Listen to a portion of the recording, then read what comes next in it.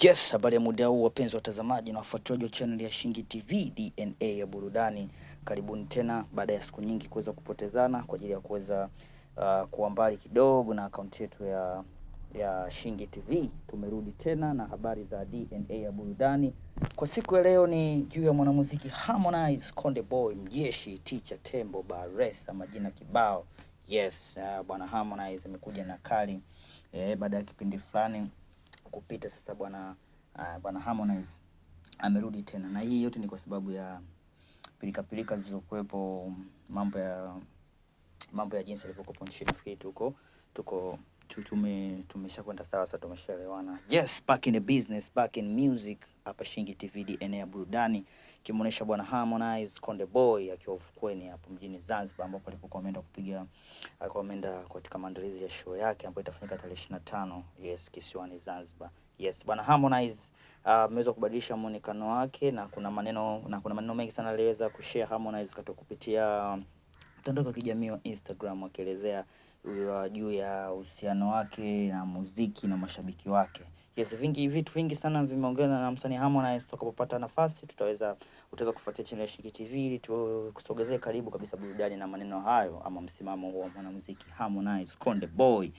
Yes, sasa bwana Harmonize ni mmoja ya msanii ambaye ana utaratibu wa kutoa album kila mwaka. Yes, kila mwaka anapofika mwanamuziki Harmonize ana utaratibu wa kuacha album ni nyimbo zaidi ya 10.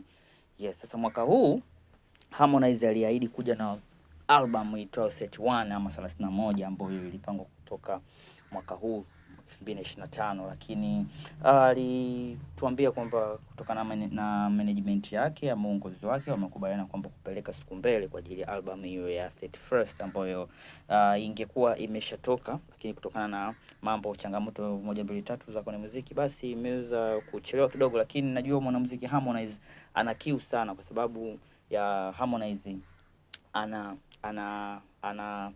ile niseme kwamba ana uchu, ama kwa Kiingereza anasema affinity, ana ile affinity, ana ule uchu wa kuwapa mashabiki zake kitu anachokipenda. Na yeye Harmonize anajua kabisa yeye ni mkali, na anajijua kabisa kwamba anajua kabisa kwamba kuchezea kalamu kwake ni kitu kidogo sana Harmonize. Hata ukimwamsha saa 8 usiku, Harmonize anadhihirisha kwamba yeye ni mkali vibaya mno kwenye upande mzima wa kuandika muziki ama kuimba. Yes, sasa bwana Harmonize alisema kwamba hiyo album itatoka mwaka 2026 mwezi wa kwanza January, ambayo ameelekeza kwa udogo tu inaweza kukawa kuna ujio wa album ya The 31 ambayo chini ya mwanamuziki Harmonize na management nzima ya Konde Gang ama Konde Music Worldwide. Yes, sasa bwana Harmonize katika video hiyo hapo kama unavyomuona yupo ufukweni hapo kwa ajili ya kuweza kufanya maandalizi yake ya show ya Zanzibar. Yes, nini maoni yako? Tuandikie hapo chini, na uweze kuwa kwanza kuweza kupata video zetu. Bonyeza alama subscribe kisha kengele uweze kuwa kwanza kabisa. Shingi TV DNA ya burudani.